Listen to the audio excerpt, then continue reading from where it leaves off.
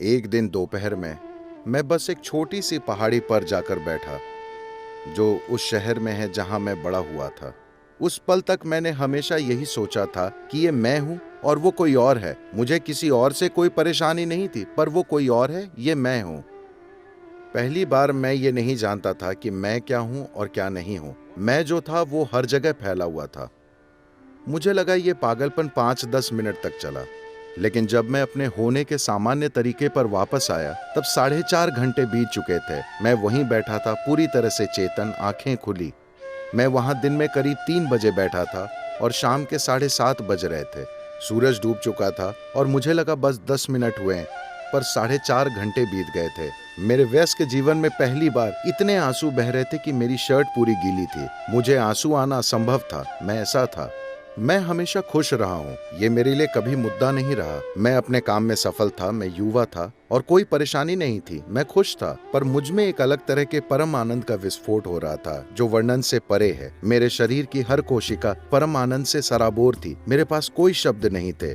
जब मैंने अपना सिर हिलाया और अपने शक्की दिमाग से पूछने की कोशिश की कि मुझे हो क्या रहा है, तो मेरा दिमाग मुझे सिर्फ एक चीज बता पाया कि मैं कुछ बहुत अजीब कर रहा हूँ।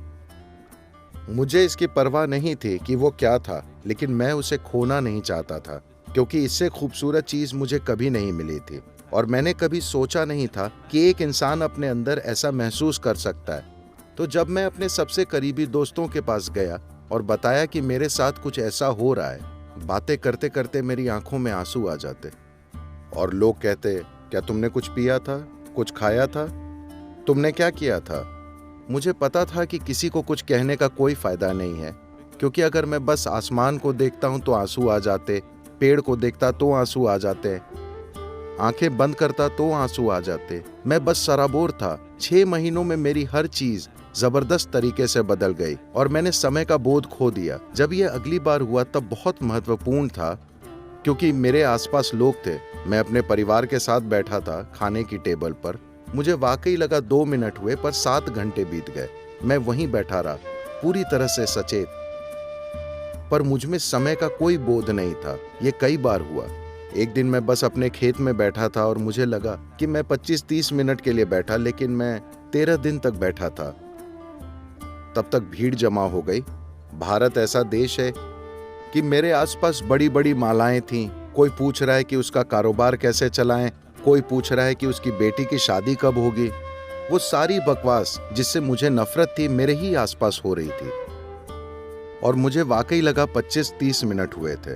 पर वो लोग कह रहे थे, 13 दिन से ये बैठा है, ये समाधि में है, ये है, वो है। मैंने ये शब्द भी नहीं सुने थे। मैं यूरोपियन फिलॉसफी पढ़कर बड़ा हुआ था। कामू, काफका, दोस्तोव्स्की, आप उन्हें पढ़ते हैं अमेरिका में? और 60 का दशक था, तो मैं बीटल्स वगैरह को सुनते हुए बड़ा हुआ था। मैं और अध्यात्म अलग अलग दुनियाएं थी। मेरे वहां जाने का कोई सवाल ही नहीं था। तो मेरे अंदर ये शब्द ही नहीं थे, समाधि ये और वो। लोग कह रहे थे, अरे वो इस तरह की समाधि में है, वो उस तरह की समाधि में है, आप उन्हें छुएंगे तो ये होगा, और लोग मुझे पकड़ना चाहते थे। तो मैं बस यही कर सकता था। मैंने वो जगह छोड़ी और सफर पर निकल गया, सिर्फ इससे बचने के लिए, क्योंकि मैं समझ नहीं पाया कि मेरे आसपास क्या हो रहा है। मैं आपको ये कहानी इसलिए बता रहा हूँ क्योंकि ये हर इंसान के लिए संभव है। ये मेरी कामना और मेरा आशीर्वाद है कि ये आपके साथ होना चाहिए। चाहे आप माउंट एवरेस्ट पर चढ़े या न चढ़े, धरती के सबसे अमीर आदमी बने या न बने, इस धरती पर आपके जीवन का अनुभव अच्छा होना चाहिए। आपको आनंद में जीकर जाना चाहिए। ये हर इंसान के साथ होना चाहिए। हर कोई इसका अधिकारी है और हर किसी में ये काबिलियत है।